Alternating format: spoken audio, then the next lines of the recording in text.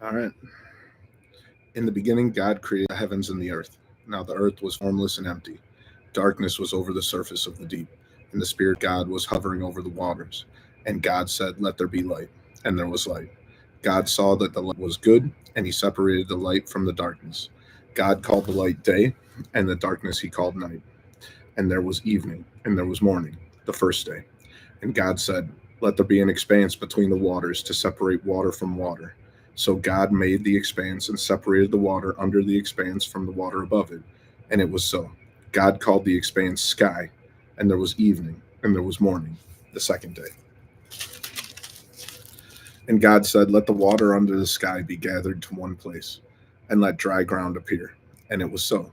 God called the dry ground land, and the gathered waters he called seas. And God saw that it was good.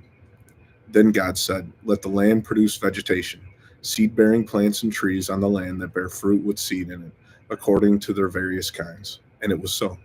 The land produced vegetation, plants bearing seed according to their kinds, and trees bearing fruit with seed in it according to their kinds. And God saw that it was good. And there was evening, and there was morning, the third day.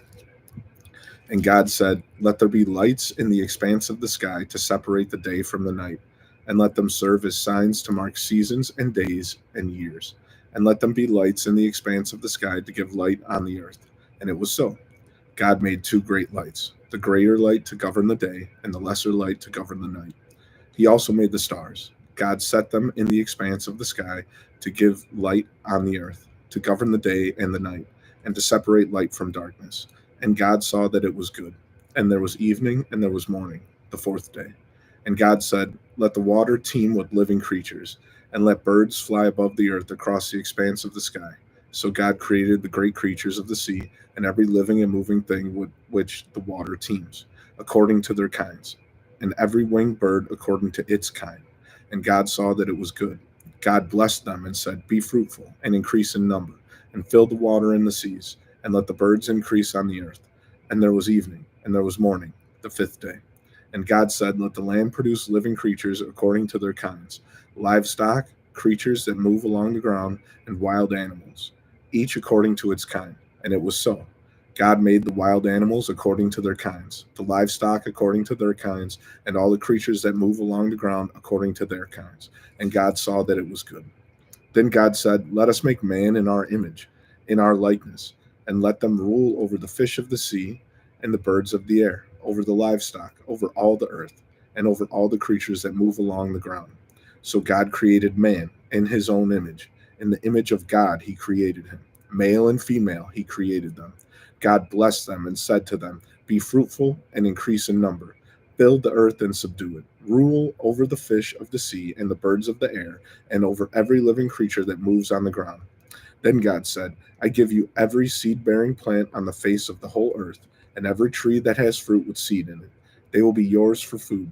And to all the beasts of the earth, and all the birds of the air, and all the creatures that move on the ground, everything that has breath of life in it, I give every green plant for food."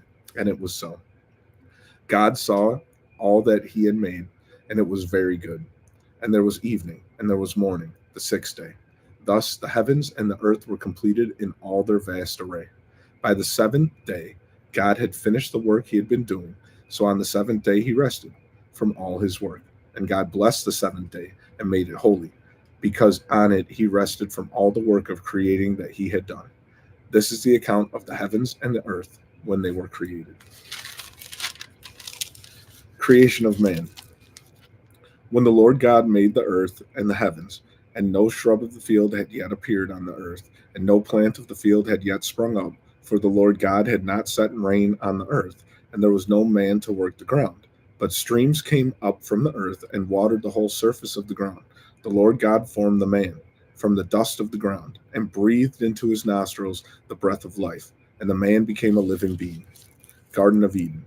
Now the Lord God had planted a garden in the east, in Eden, and there he put the man he had formed. And the Lord God made all kinds of trees grow out of the ground, trees that were pleasing to the eye and good for food. In the middle of the garden were the tree of life and the tree of knowledge of good and evil. A river watering the garden flowed from Eden. From there, it was separated into four headwaters. The name of the first is the Pishon. It winds through the entire land of Havilah, where there is gold. The gold of that land is good. Aromatic resin and onyx are also there. The name of the second river is Gihon. It winds through the entire land of Cush. The name of the third river is the Tigris. It runs along the east side of Ashur. And the fourth river is the Euphrates. The Lord God took the man and put him in the Garden of Eden to work it and take care of it. And the Lord God commanded the man, "You are free to eat from any tree in the garden, but you must not eat from the tree of knowledge of good and evil, for when you eat of it, you will surely die." Creation of woman. The Lord God said, "It is not good for the man to be alone. I will make a helper suitable for him." Now the Lord God had formed out of the ground all the beasts of the field and all the birds of the air. He brought them to the man to see what he would name them, and whatever the man called each living creature, that was its name. So the man gave names to all the livestock, the birds of the air, and all the beasts of the field. But for Adam, no suitable helper was found. So the Lord God caused the man to fall into a deep sleep, and while he was sleeping, he took one of the man's ribs and closed up the place with flesh. Then the Lord God made a woman from the rib, and he had taken out of the man, and he brought her to the man. Union of man and woman. The man said, "This is now bone of my bones and flesh of my flesh. She shall be called woman, for she was taken out of man. For this reason, a man will leave his father and mother and be united to his wife, and they will become one flesh." The man and his wife were both naked, and they felt no shame. Temptation to sin. Now the serpent was more crafty than any of the wild animals the Lord God had made. He said to the woman, "Did God really say, 'You must not eat from any tree in the garden'?" The woman said to the serpent, "We may eat fruit from the trees in the garden, but God did say, 'You must not eat fruit from the tree that is in the middle of the garden. You must not touch it, or you will die.'" "You will surely not die," the serpent said to the woman, "for God knows that when you eat of it, your eyes will be opened, and you will be like God, knowing good and evil." Sin produces shame. When the woman saw that the fruit of the tree was good for food and pleasing to the eye, and also desirable for gaining wisdom, she took some and ate it. She also gave some to her husband, who was with her, and he ate it. Then the eyes of both of them were opened, and they realized they were naked. So they sewed fig leaves together and made coverings for themselves. Sin produces fear. Then the man and his wife heard the sound of the Lord God as he was walking in the garden in the cool of the day. And they hid from the Lord God among the trees of the garden. But the Lord God called to the man, "Where are you?" He answered, "I heard you in the garden, and I was afraid because I was naked, so I hid." Sin produces blame. And he said, "Who told you that you were naked? Have you eaten from the tree that I commanded you not to eat from?" The man said, "The woman you put here with me, she gave me some fruit from the tree, and I ate it." Then the Lord God said to the woman, "What is this you have done?" The woman said, "The serpent deceived me, and I ate." Curse on the tempter. So the Lord God said to the serpent, "Because you have done this, cursed are you above all the livestock and all the wild animals. You will crawl on your belly, and you will eat dust all the days of your life. And I will put enmity between you and the woman, and between your offspring and hers. He will crush your head, and you will strike his heel." Consequences for woman. To the woman he said, "I will greatly increase your pains in childbearing. With pain you will give birth to children. Your desire will be for your husband, and he will rule over you."